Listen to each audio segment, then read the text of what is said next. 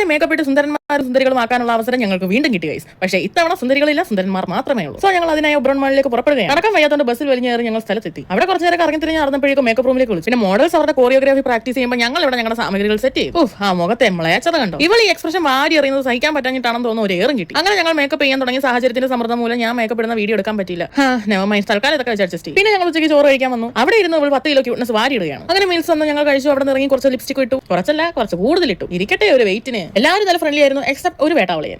എല്ലായിടത്തും കാണുമല്ലോ ഏതെങ്കിലും ഒരെണ്ണം. എന്നോട് പറഞ്ഞ ഡയറ്റ് ഒക്കെ ചെയ്ത് ജിമ്മിനൊക്കെ പോകണമെന്ന്. ഞാൻ ചോദിച്ചു എന്തിന്, എനിക്ക് സൗകര്യമില്ല, എന്റെ ഇഷ്ടമാണ്, ഞാൻ എന്ത് ചെയ്യണമെന്നുള്ളത്. അപ്പോൾ ആ വേട്ടാവളിയൻ ചോദിക്കുമോ ഇങ്ങനെ വണ്ണാച്ചായിട്ട് നടക്കാനാണോ താല്പര്യം? Bro what the actual fact. എനിക്ക് വണ്ണം കുറയ്ക്കാൻ തോന്നിയാൽ ഞാൻ കുറയ്ക്കും, കൂട്ടണമെന്ന് തോന്നിയാൽ കൂട്ടും. It's up to me. അത് ഓർത്ത് വേറെ ആരും വേവലാതിപ്പെടേണ്ട ആവശ്യമില്ല. എന്നെ കൊണ്ട് ആരും പറഞ്ഞു ചെയ്യിക്കുന്നത് എനിക്ക് ഒട്ടും ഇഷ്ടമല്ല. അത് ഏത് വേട്ടാവളിയനായാലും ശരി. അല്ല, ഈ വണ്ണം ഉള്ളത് എന്താ ഇത്രയ്ക്ക് മോശമാണോ? ആണെങ്കിൽ തന്നെ ഞാൻ അങ്ങ് സഹിച്ചു. എനിക്ക് നല്ല മറുപടി കൊടുക്കാൻ പറ്റിയില്ല. എനിക്ക് അറിയാൻ മേലാഞ്ഞിട്ടല്ല. ഞാനൊരു മേക്കപ്പ് ആർട്ടിസ്റ്റ് ആണ്, അവനൊരു മോഡലാണ്. ഒരു മേക്കപ്പ് ആർട്ടിസ്റ്റിന് ഏറ്റവും കൂടുതൽ വേണ്ടത് ക്ഷമയാണ്. അതുകൊണ്ട് മാത്രമാണ് ഞാൻ അധികമൊന്നും പറയാതിരുന്നത്. പക്ഷെ ഞാൻ പറഞ്ഞു, ഇതിനൊക്കെ വെറുതെ വിടാൻ പറ്റുമോ? വാട്ടവർ, വിവരയില്ലായ്മ ഒരു തെറ്റല്ലല്ലോ. പിന്നെ ഞങ്ങൾ നോക്കുമ്പോൾ നല്ല പരിചയമുള്ള മുഖം. നോക്കുമ്പോഴാരാ ജാസി. കുറച്ച് നേരം പ്രോഗ്രാം ഒക്കെ കണ്ടിട്ട് ഞങ്ങൾ അവിടെ ഇറങ്ങി. വിശന്നിട്ട് വയറ് കരയാൻ തുടങ്ങിയതുകൊണ്ട് ഞങ്ങൾ ഒരു കടയിൽ കയറി ബിരിയാണി കഴിച്ചു. പിന്നെ അവളോട് ടാറ്റാ ബുറലൊക്കെ പറഞ്ഞ് ഞാൻ വീട്ടിലോട്ട് തിരിച്ചു.